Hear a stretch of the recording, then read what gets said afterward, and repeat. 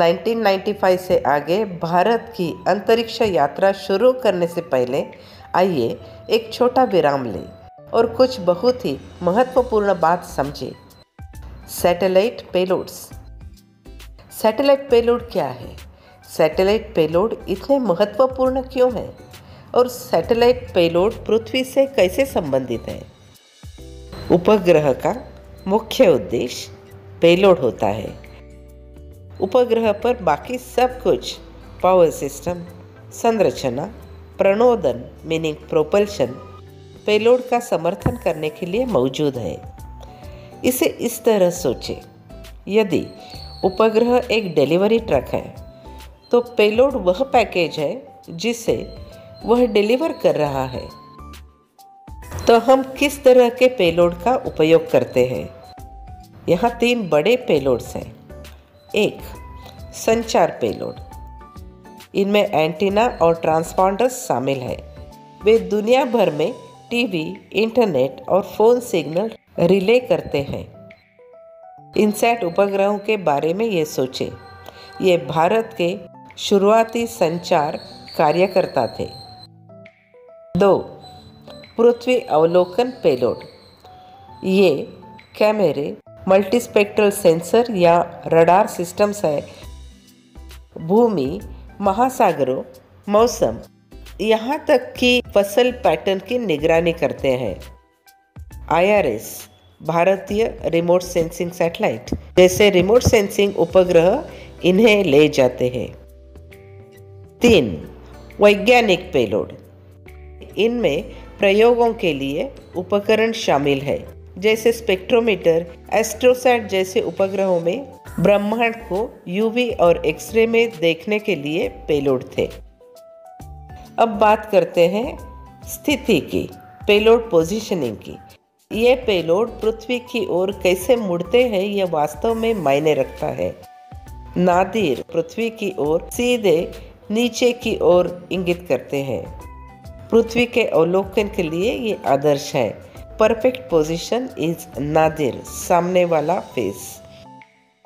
Zenith पृथ्वी से दूर की ओर इंगित करते हैं। अंतरिक्ष प्रयोगों के लिए ये एकदम सही है। और संचार पेलोड, वे अक्सर पृथ्वी की ओर इंगित करते हैं ताकि ग्राउंड स्टेशनों के साथ सिग्नल बनाए रखा जा सके। यहाँ कुछ बढ़िया शब्दावली है। Let us understand the terminology. उपग्रहों में यह पक्ष या फेसेस होते हैं, बिल्कुल एक घन और क्यूब की तरह। +x -x क्षैतिज अक्ष के साथ फेस और हॉरिजॉन्टल एक्सिस। +y -y ऊर्ध्वाधर फेस और वर्टिकल साइड। +z आमतौर पर पृथ्वी की ओर वाला फेस मीन्स नादिर। -z दूर की ओर वाला फेस मीन्स जेनिथ। इन फेसेस पर उनके काम के आधार पर अलग अलग पेलोड और सब सिस्टम्स लगाए जाते हैं।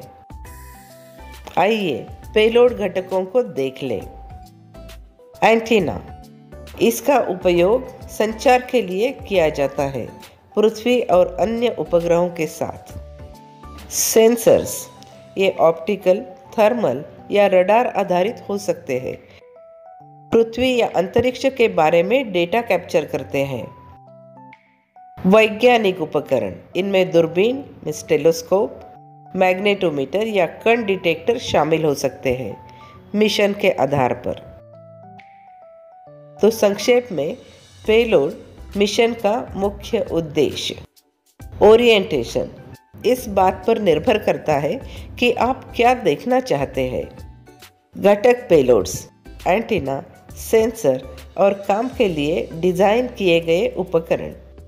पेलोड को समझने से हमें यह समझने में मदद मिलती है कि प्रत्येक उपग्रह क्या योगदान देता है, चाहे वह किसानों को मौसम संबंधी अपडेट प्राप्त करने में मदद करना हो, GPS के माध्यम से जहाज़ों को मार्गदर्शन करना हो या दूर की आकाशगंगाओं की खोज करना हो।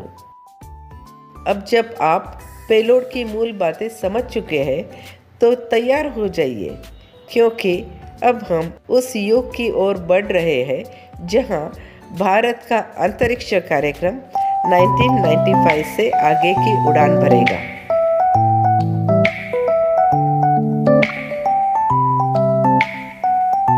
अंतरिक्ष प्रेमियों, आपका फिर से स्वागत है।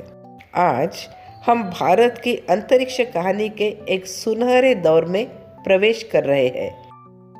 1995 से 2005 के बीच का दशक, वैश्विक अंतरिक्ष अर्थव्यवस्था में इनोवेशन, आत्मविश्वास और साहसिक कदमों का समय। यह युग कई कारणों से अद्वितीय था।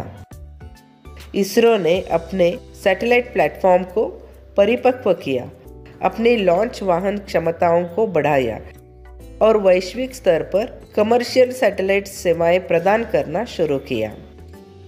आइए इसे साल दर साल, सैटेलाइट दर सैटेलाइट देखते हैं। Number 1, INSAT 2C 1995।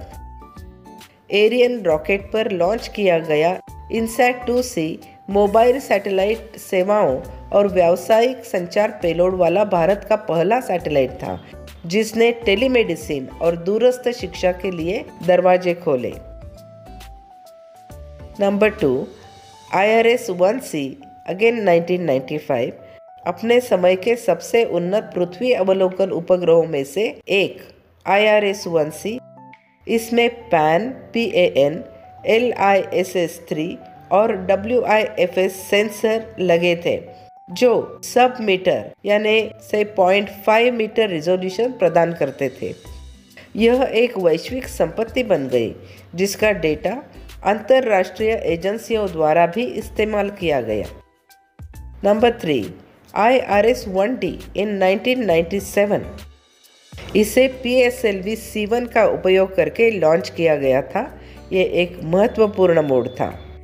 इसने PSLV के पहले पूर्णतः सफल कमर्शियल प्रक्षेपण को चिन्हित किया, जिसने साबित किया कि इसरो भारी पेलोड को सटीक कक्षाओं में ले जा सकता है। नंबर 4, इनसैट 2D और 2E 1997 एंड 1999। ये दूरसंचार और मौसम सेवाओं के लिए महत्वपूर्ण थे। इनसैट 2E में बेहतर मौसम संबंधी इमेजिंग के लिए एक बहुत ही उच्च रिजोल्यूशन रेडियोमीटर शामिल था। GSAT-1 2001 एक नई पीढ़ी की शुरुआत थी। GSAT-1 डिजिटल टीवी और मोबाइल संचार के लिए GEO उपग्रह, जियो स्टेशनरी उपग्रह कार्यक्रम के तहत पहला था। हालांकि इसके GSLV D1 लॉन्चर ने कम प्रदर्शन किया, लेकिन यह स्वदेशी क्षमता की ओर एक कदम था। Number 6, TES technology experiment satellite इन 2001। TES ने निगरानी तकनीक में भारत की क्षमता को प्रदर्शित किया। 1 मीटर रिजोल्यूशन के साथ यह वैश्विक मानकों से मेल खाता है।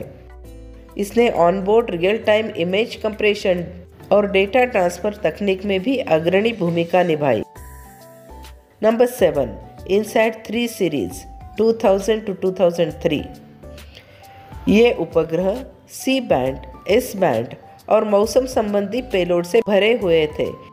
उन्होंने टेली शिक्षा, मौसम निगरानी और आपदा अलर्ट में भारत की क्षमता का विस्तार किया। एजुसैट 2004 भारत का शिक्षा के लिए समर्पित पहला उपग्रह। इसने ग्रामीण कक्षाओं को जोड़ा, खासकर कठिन भूभाग वाले राज्यों में। समावेशी शिक्षा के लिए एक सच्चा गेम चेंजर था। कार्टोसैट-1 इन 2005। कार्टोसैट-1 के प्रक्षेपण ने भारत के उच्च रिजोल्यूशन 3D मैपिंग में प्रवेश को चिन्हित किया। स्टीरियोस्कोपिक इमेजिंग के लिए दोहरे कैमरों के साथ यह शहरी नियोजन, बुनियादी ढांचे और सैन्य अनुप्रयोगों के लिए महत्वपूर्ण था। नंबर 10, बहु उपग्रह प्रक्षेपण शुरू हुआ। 1999 तक इसरो ने PSLV में महारत हासिल कर ली थी। यह न केवल विश्वसनीय था, बल्कि बहुमुखी भी था। इस मिशन ने एक बार में 3 उपग्रहों को ले जाया, जिसमें TES और 2 विदेशी पेलोड शामिल थे, बेल्जियम का प्रोबा और जर्मनी का बर्ड। इसने भारत की कमर्शियल उपग्रह प्रक्षेपणों की यात्रा शुरू की, जिसने वैश्विक ग्राहकों को आकर्षित किया। यह क्यों महत्वपूर्ण है? क्योंकि कई उपग्रहों को लॉन्च करने से लागत कम होती है और राजस्व बढ़ता है। 2005 तक इसरो को पहले से ही एक लागत प्रभावी और विश्वसनीय लॉन्च पार्टनर के रूप में देखा जा रहा था। अंतरिक्ष का व्यवसायीकरण, कमर्शियलाइजेशन ऑफ स्पेस। 2000 की दशक की शुरुआत में भारत केवल अपने लिए लॉन्च नहीं कर रहा था।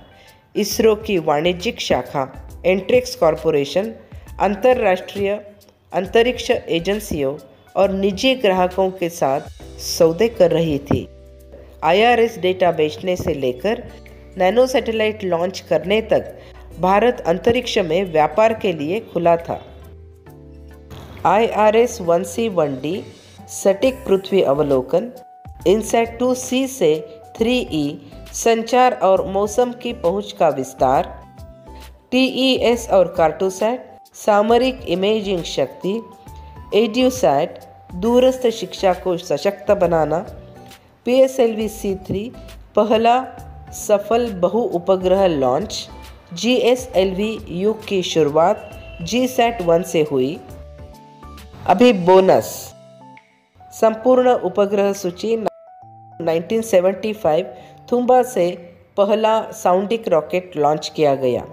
आर्यभट्ट 1975 भारत का पहला उपग्रह था।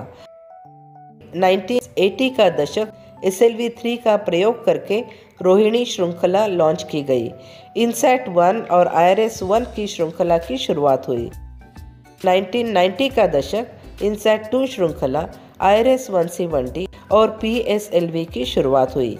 2000 to 2005 GSAT 1, TES, इनसैट 3 श्रृंखला, एड्यूसैट और कार्टोसैट 1 हुआ।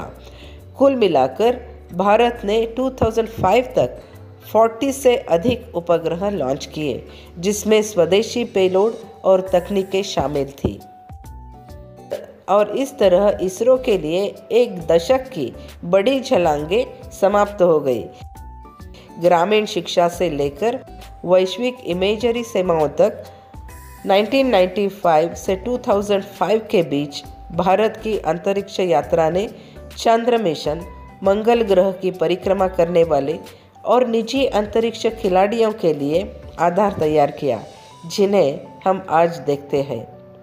लाइक करना, सब्सक्राइब करना और बेल आइकन दबाना न भूलें, क्योंकि अब हम भारत की चंद्र महत्वाकांक्षाओं और मंगल मिशन के बारे में बात करने जा रहे हैं। Thank you for watching.